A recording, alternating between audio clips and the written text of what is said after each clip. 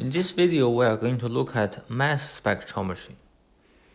We are going to look at mass spectrum, the meaning of molecular ions, base peak, and fragment ions. We are also going to look at the effect of isotopes on the mass spectrum. And finally, we will do some real-life exam questions and bring the concept of infrared spectrometry, NMR spectrometry, mass spectrometry together. So let's begin. So first, let's try to understand what is the principle of mass spectrometry. So it works by using something called ionization chambers to form ions, in particular positively charged ions. So everything that you see in mass spectrometry have something to do with positively charged ions. So if something is neutral charged or negatively charged, we don't consider them. We only look at positively charged ions. So this is done by use electrons to break down covalent bonds and separate molecules into smaller pieces. And importantly, those smaller pieces are also positively charged ions. So they are all ions. That's the essence of mass spectroscopy. Leakage of bonds is completely random. So which bond gets broken, and thus which small molecules that can be formed, is totally random. We cannot predict which ion would form. And it is even possible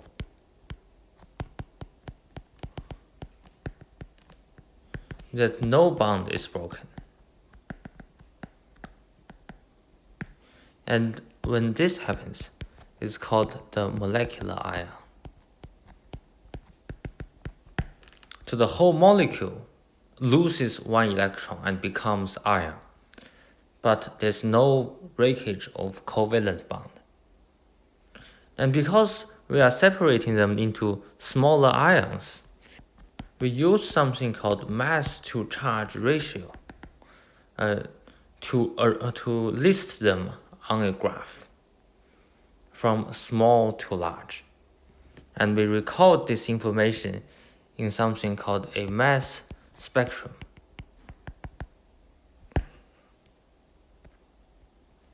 Which looks something like this. As you can see that we are going from small to large mass to charge ratio when we read from left to right. And we will see a peak at the very end. So this peak represents the molecular ion.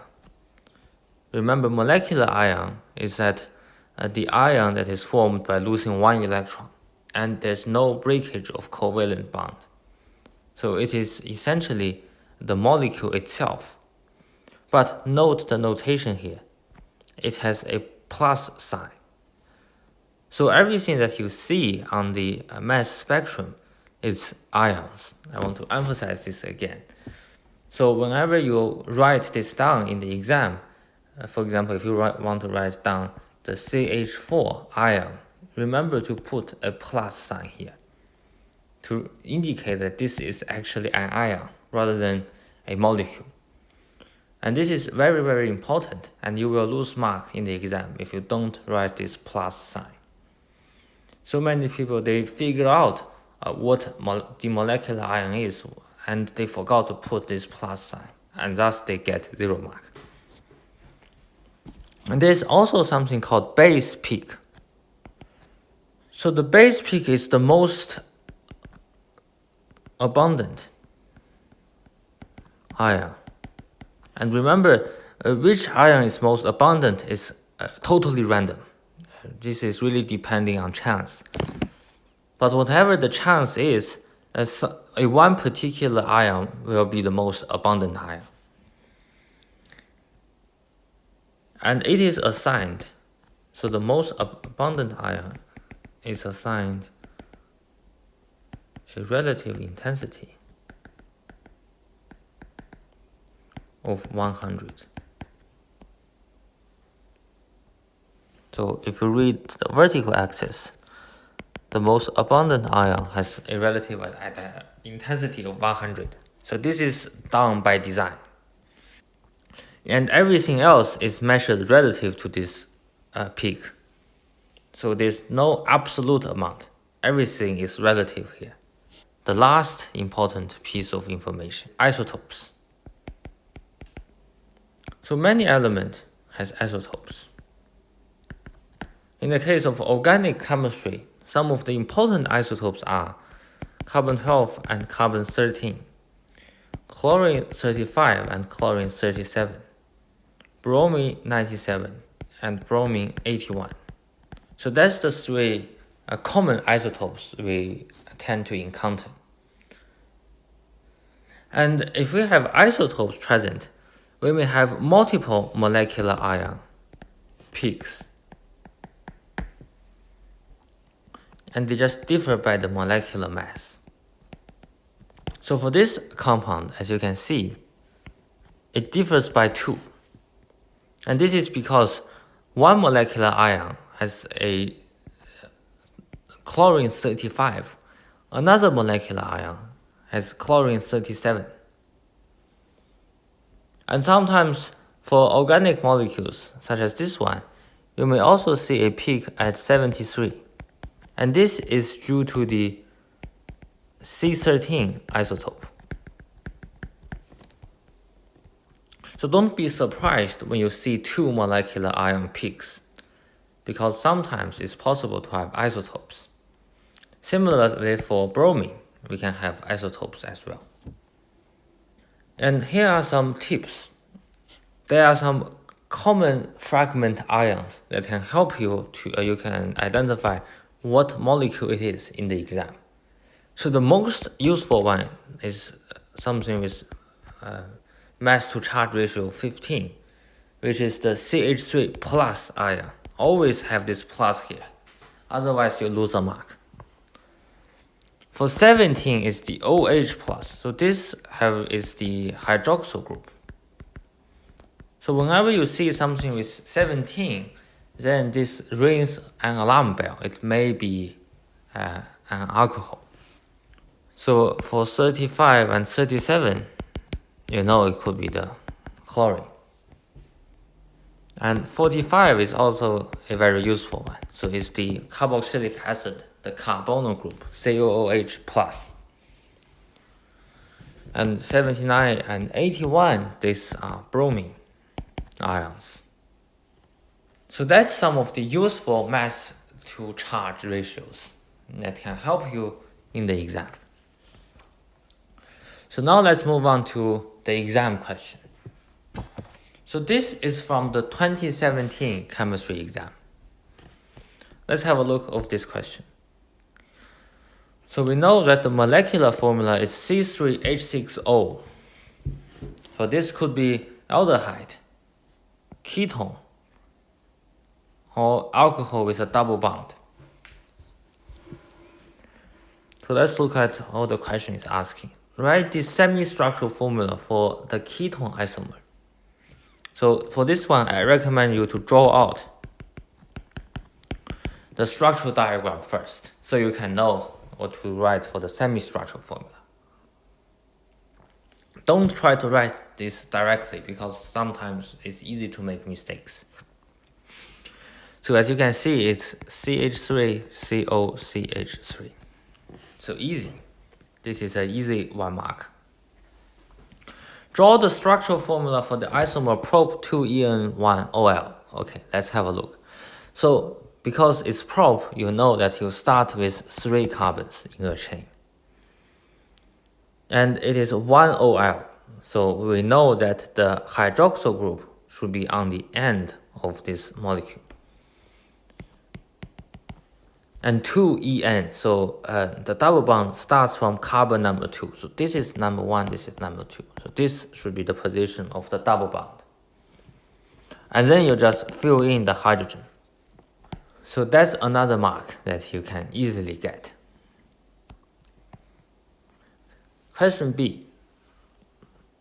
So the mass spectrum below was produced by one of the 3 named isomers. So you already know the 3 isomers, and then you just need to make a decision of which isomer it is. So identify the fragment at 29 mass to charge.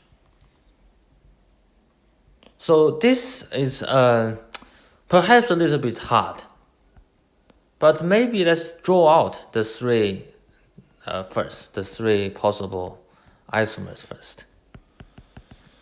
And then let's look at which fragment or which part of those 3 molecules can add up to 29. So we know that we start from the first one.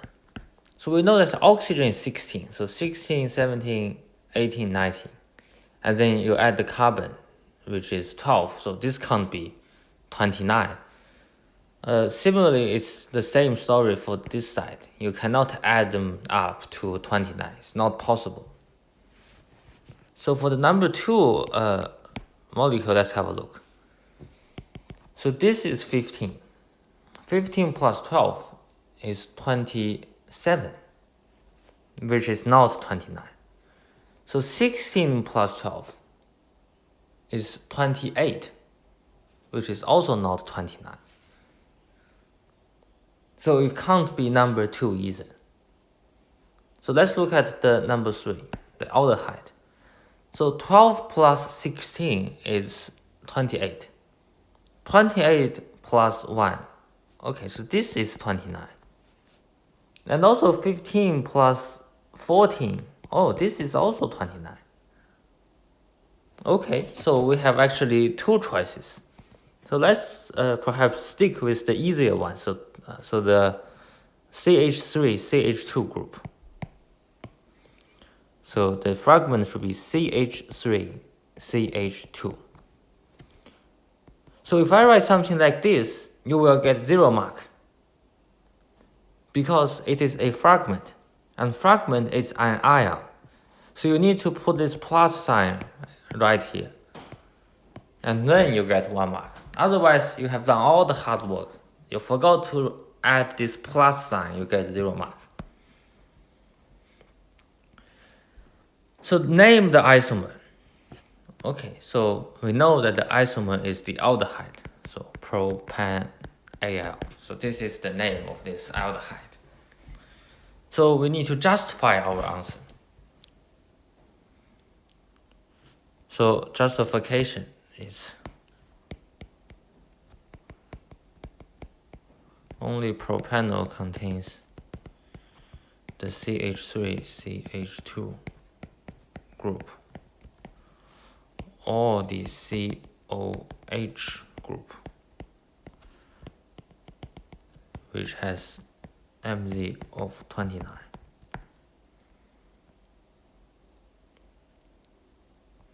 And also we can do something else. So we know that propan 1, so the ketone, has a peak at, let's have a look, at 43. So if this is a ketone, then we should see a peak at 43 because of this CH3CO group, but we have nothing on the 43. So it can't be a ketone. So this is not on the graph. So there are multiple ways to argue this. And the alcohol should has the CH2OH plus fragment. So this particular fragment. So this has M of Z of 31. But if we look at 31, it is a very small peak. So it is very small peak. So this means it's unlikely to be alcohol.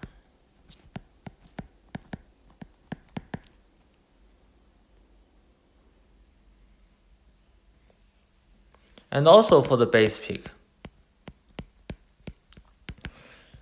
we know that the COH is also has a mass to charge of 29. And this makes sense because we have two ways of forming this fragment. Then it is very likely to be the base peak. So because there are so many different avenues to form this fragment, so this further indicates that the compound we are looking at is the aldehyde from the base peak alone. So the base peak can really tell you a lot of information. So it is usually the most easy fragment for this molecule to produce. And if there are multiple ways to produce this fragment with this particular mass to charge ratio, then it is likely that it is the aldehyde isomer. Whereas for the alcohol isomer, although we still have a peak at around 31, but because it is so small, it is unlikely to be the alcohol. If the alcohol is indeed one of the isomer that we are analyzing, the peak at 31 should be really, really high. So the next question, consider the carbon spectrum and the hydrogen spectrum, and identify which one of the isomer produced this spectra on page 24.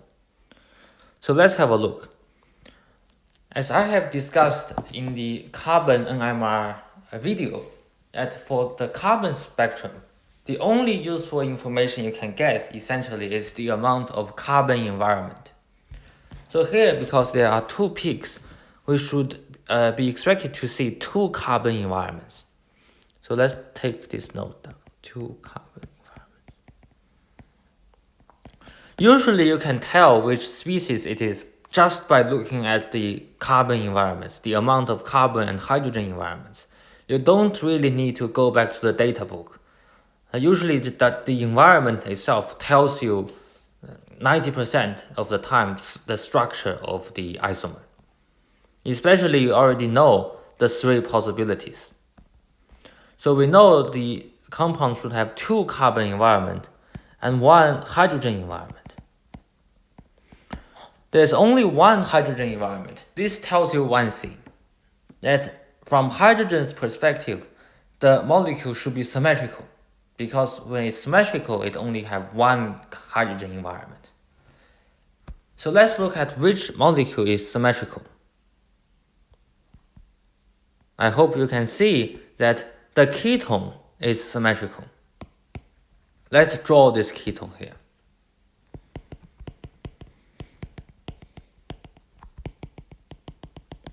So the neighbor of the CH3 group on the right and on the left is the same carbon. And there's like a line of symmetry here.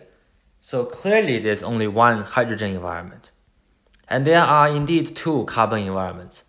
So the two carbons on the right and on the left, they belong to the same carbon environment.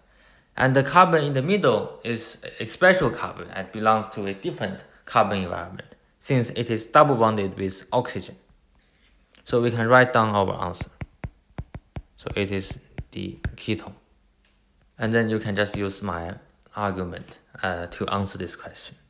You can also give counterexamples. So for the aldehyde,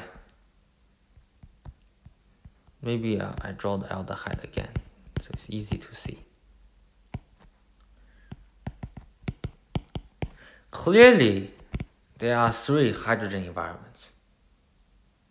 And clearly, there are three carbon environments. So this cannot be true if you only have two peaks at the carbon environment and one peak for the hydrogen NMR. So let's look at the alcohol then. The alcohol 1, 2, 3, 4. You can immediately see 4 hydrogen environments and 3 carbon environments.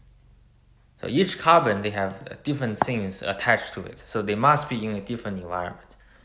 And each hydrogen, they are attached to a carbon, and the carbon is attached to a different neighbor. So obviously it's also in a different environment. So that's how you answer those type of questions. Once you have done enough practice, you don't even really need to reference the data book. You can just argue based on how many carbon or hydrogen environments you have. So now let's move on to the 2019 exam. So here you know this compound contains carbon, hydrogen, and oxygen, does not have double bond, and molecular ion peak is at 74. We have a small peak at 75. When you see this, you should immediately know that there's an isotope here. And a common isotope is the carbon 13 isotope. So the answer should be carbon 13 isotope cost extra 1 mass to charge ratio. So whenever you see 2 molecular ion peaks, this is always caused by isotope. And we know that the molecular ion has a mass of 74. And it contains carbon, hydrogen, and oxygen. So this could be ester and carboxylic acid. So propanoic acid, methyl-aceanoate, ethyl-methanoate. So that's the 3 possibilities. So the general formula for carboxylic acid and esters is CnH2nO2. So let's try, because we have 3 peaks, so we know that we could have 3 carbons.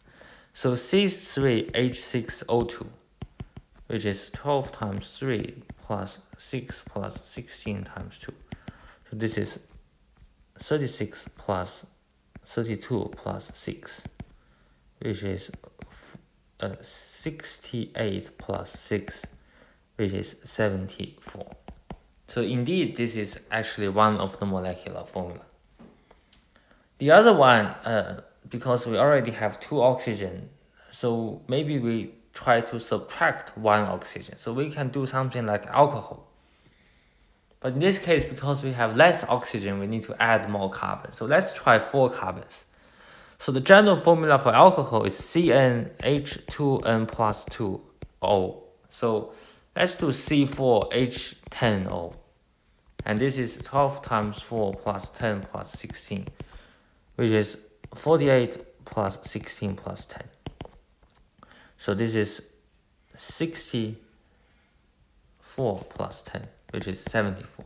So this could also be a possibility. So that's how you answer B1. Let's look at B2. So 3 sets of hydrogen environment with ratio 3 to 2 to 1. Okay, so in this case, the area ratio becomes important. So you can multiply the area ratio by any natural number by like 1, 2, 3, 4, 5. And this doesn't change the ratio. So one possibility is we multiply everything by 1. So we get 3 plus 2 plus 1, which is 6 hydrogens in this case. And then you can do the next in line and then multiply everything by 2. And then you get 12 hydrogen and then 18 hydrogens. But whatever you do, you cannot get 10 hydrogens. So this means it can't be the alcohol. So because we really can't get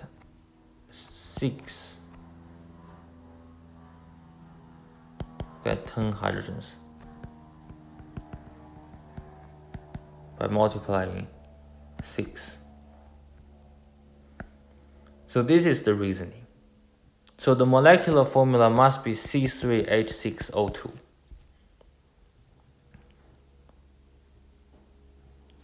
And also, I guess another reason is you get more than 3 peaks. for alcohol. So if you look at the alcohol, 1, 2, 3, 4, 5, you are expected to get 5 peaks, so which is much bigger than the 3 peaks. But for the carboxylic acid or esters, it's possible to get 3 peaks. So there are many structural isomers. So remember, the ester and carboxylic acid, they're just the same thing, but with carbons moving around. So let's draw 2 possible isomers. So the propanoic acid is 1 possible. And then you just move this thing to the middle. So that's what I mean. To move the oxygen stuff in the middle. So now you get methyl ethanoate. So you can also get, if you move this again, you get isomethanoate.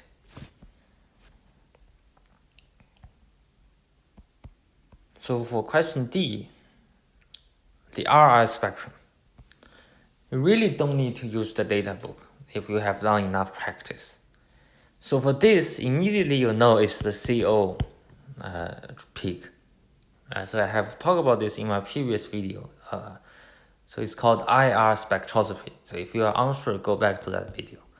So this is the fingerprint region we just ignore. And this is the CH peak. And because of this narrow peak, we know that it has the OH hydroxyl group. So the 2 functional groups responsible for the peaks at A and B. So A represents the hydroxyl group. So this is not alcohol group, do not make the mistake, it is hydroxyl group. And B is not carboxyl group, it's the carbonyl group. So here you get easy 1 mark. And use this to draw the structural formula of the compound. So this is a little bit tricky. So let's have a think. So we have both the hydroxyl group and the carbonyl group. And we know that this compound, when we look at question B2, has 3 hydrogen environments and 3 carbon environments. So this tells you that it's probably have only 3 carbons. And this is further verified by the 2 groups. So you have the OH group and the CO group. So you get 2 oxygens. And we have discussed before that it's only possible to have the molecular formula C3H6O2.